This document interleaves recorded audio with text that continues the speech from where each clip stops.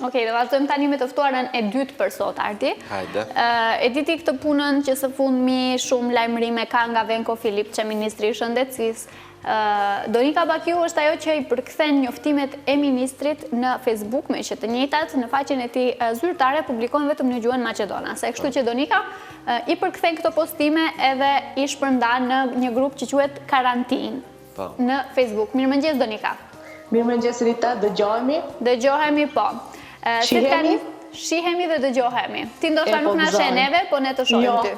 Gëzohem atëherë. Përshëndetje. Përshëndetje. Si të ka njësur dita sot, kemi zgjuar pak më herët se zakonisht, a? Rita, të tregoj të drejtën, unë zakonisht zgjohem ora 8:30 nga fakti që mban një dietë strikte dhe më duhet kohë për ato ushqimet përgatis. Po sot jam zgjuar edhe një orë më herët. Po, sot të përgatitesh si duhet. Me thënë ty e karantinat të paska gjetur kështu në dietë e gjëra. Po, se Donika, unë jam dëshmitare që ka pasur shumë efekt të dietat e Donika, po. Okej, do na tregosh pastaj se dhe unë jam në kërkim të një... Pse jo, patjetër.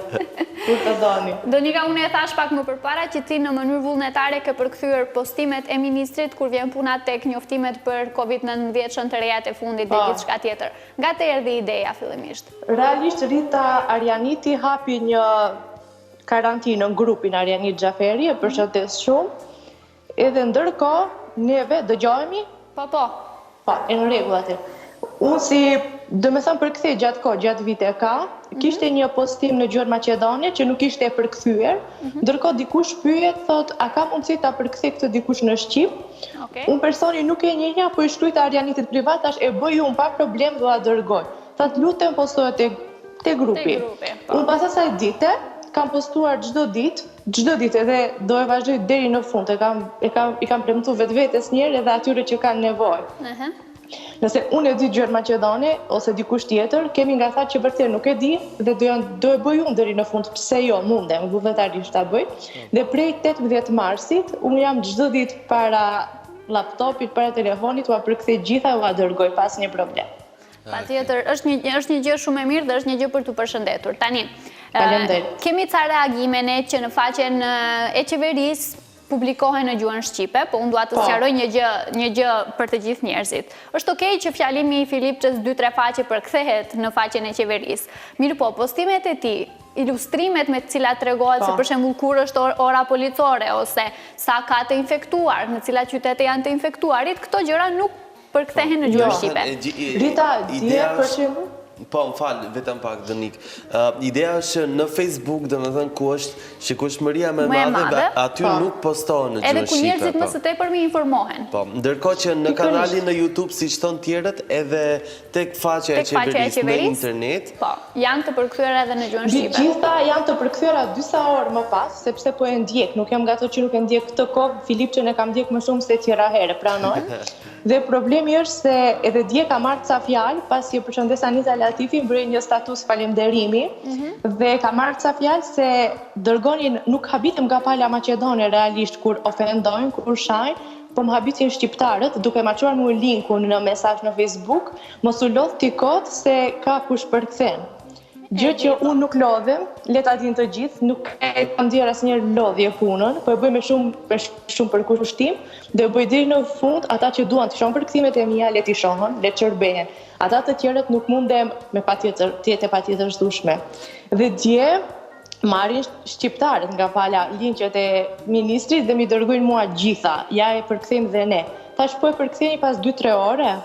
Tha po kryesisht përkthet, kryesore bëhet përkthimi. Thash unë e bëj më para, ua dërgoj te grupi dhe dua që qytetarët e mi të informohen në atë moment. Tash pandemia gjithve na kapën, si maqedon, si shqiptar, si turk. Po, fiks. Mendoj, gjesti që ti bën është një gjest për t'u përshëndetur me që ti e bën punën vullnetarisht, është në të mirë të njerëzve. Edhe unë mendoj që mjafton që duhet të duartrokitesh për këtë gjë, edhe nuk ka nevojë të shtjelloj më tepër punën se a përkthehen më herët, a përkthehen më vonë, çka është problemi, ja po përkthehen, ja po s'përkthehen, edhe gjithë këto debatet. Pikërisht. Kanë ardhur kritika apo jo? The që do vazhdosh ta bësh, por a prekesh ti me këto se janë shpeshtuar pak? Ardi sikur edhe jam mësuar, më në fillim ishte vështirë se më ka ndodhur më zë gjumin atëm, pse tha, pse ashtu, ata më bësh i mu. Habitem po bëshim unë, është ngrish, më ngjes përsëri ai ka thënë dikush diçka le të thonë. Unë do e vazhdoj punën, kush do le ta lexoj, kush do le të mos e lexoj, vetëm komente, ofendime, ofensive, kështu s'ka nevojë, le të jemi pa helme përderisa jemi edhe do vazhdojmë. Ke pasur komente, thamë komente negative, po komente pozitive ke pasur? Pozitivet ka gjenë më të shumtat, kështu që ju falenderoj shumë. Ajo është me rëndësi. Anitën të parën, Lumin, Ritën e shumë të tjerë. Faleminderit. Faleminderit ty për punën që po e bën. Shiko, ndërkohë nga ana tjetër, mos ndoshta të kanë kontaktuar nga këto të Ministrisë Helbete, janë interesuar apo? Jo, asgjë fare. Vetëm thanë ti tekstin e merr nga faqja e ministrit. Thash mos është ndaluar ta marr nga faqja maqedonisht ta përkthej. Nëse tani ka lloj komente.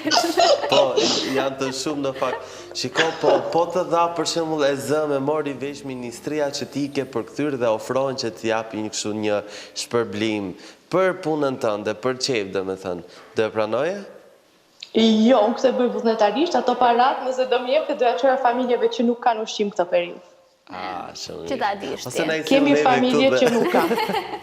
Na i sill neve këtu se i rregullojmë pastaj. Rita ka plane e di që merret me këto raste, kështu që mos u mërziti se u agjem vendin parave ne, nuk është Patjetër. Bëj shaka, mos më marrin për ters njerëzit, por është shumë e mirë që ti e bën këtë gjë dhe mbi gjitha edhe po t'u ofruan paratë përsëri do i donosh diku tjetër, kështu që Po. Kjo është e rëndësishme. Donika, dua të kalojmë pak tani me që folëm për Filipçen dhe për përkthimet që ti i bën të ministrit në Facebook. Dua të ndalem pak te klubi i librit, sepse ti je pjesë e klubit të librit në Tetov, edhe me që jemi në kohë karantine, edhe pse ne të kemi pasur me një video që ti ke sugjeruar librat, a mund t'i përsërisësh edhe të na tregosh se çfarë sugjeron ti që të lexojmë ne në këtë kohë? Ose të na shtosh dhe tjera. Rregull, do flasim librat, zakonisht në këtë periudhë e kemi pak problem përderisa bibliotekat nuk punojnë. Kemi vetëm librarinë Nobel që online i dërgon librat, kjo gjë më ka pëlqyer shumë.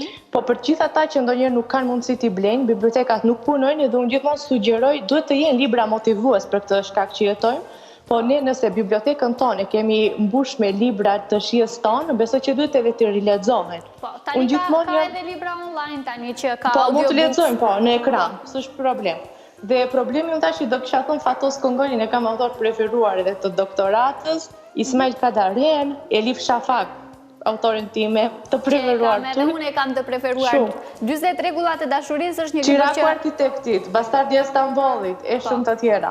Tribia e Evës. Gjithsesi, gjithë këto libra që po i përmend edhe një herë Donika, më fal, domethënë Elif Shafak është një autore turke, është shumë e mirë. Unë libri im i preferuar është 40 rregullat e dashurisë, që patjetër duhet ta merrni dhe ta lexoni. Sigurisht është e përkthyer në shumë gjuhë, kështu që do mund ta gjeni kudo qoftë. Pastaj keni Çirakun e Arkitektit që unë se kam lexuar ende, po që e kemi pasur si sugjerim nga vajzat e klubit të librit. Tribia e Evës, edhe cila ishte edhe një që e përmende?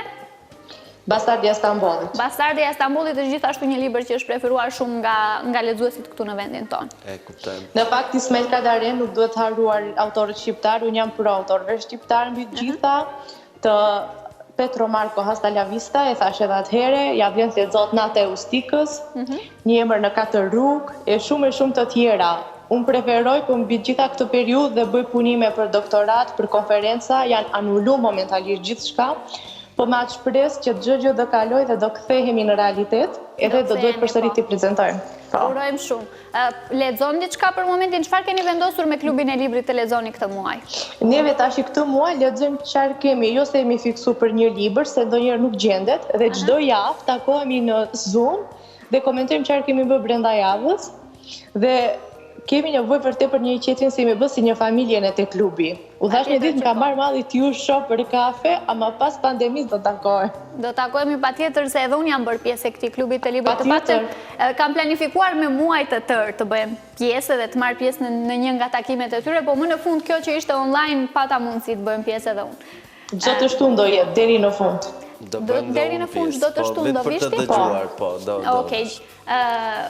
Unë ju them miqve që të hynë edhe të bëjmë pjesë e klubit të librit në Facebook. Do me thënë ka një grup, klubi librit Tetov, s'ka lidhje që nuk jeni nga Tetova, do me thënë mund të bëjeni pjesë e këtij klubit të librit, edhe çdo të shtunë realizohen takime, ku diskutohet... Në Zoom i kemi. Po, çdo fundjavë, çdo të shtunë, diskutohet se cili flet për librin që po lexon vetë. Edhe në fund dalin sa sugjerime nga çdo takim. Mund vetëm të dëgjosh? Mund vetëm të dëgjosh. Mund vetëm të dëgjosh, mund vetëm të flasësh, si të duash. Okej, mirë. Donika, në ndërkohë, edhe ti e vendosur në karantinë, e the pak më parë që i kanë uluar gjitha, si po shkojnë këto ditë dhe... Ardi është pak e vështirë seriozisht ta them se tërkohën, domethënë ngjiturje për laptop, më tepër duke punuar laptopet në punimet normal online, kontaktet me profesorët e doktoratës janë online. Gjë që neve nuk kemi mësuar se kemi nevojë për takime, normal kur thonë në 4 sy, bisedosh për temë apo për diçka tjetër, po tani mundësi tjetër nuk kemi. Unë tërkohën lexoj, lekturoj kur kam punimet, mirë që i kam, se të mos ishin i thash në stime një ditë librat, nuk e di ku do shkoja tani. Po, fiks edhe ne themi, po të mos duhesh të vim këtu në emision, çfarë do bëni unë? Kështu që jemi falënderues.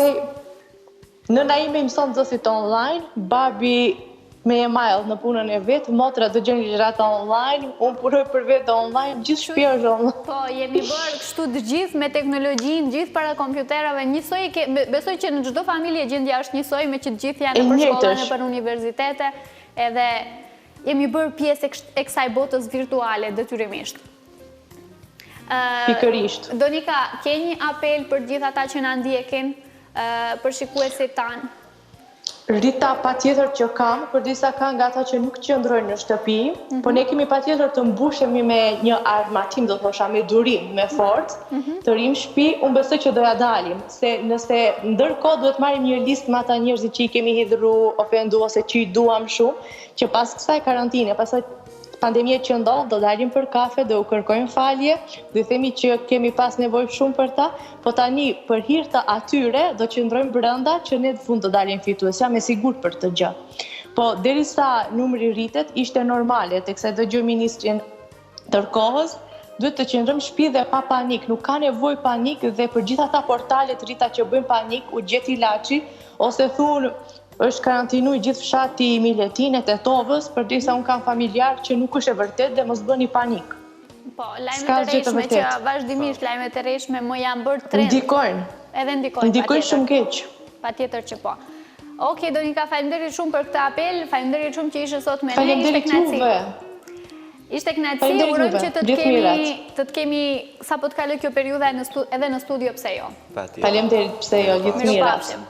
Mirupafshim.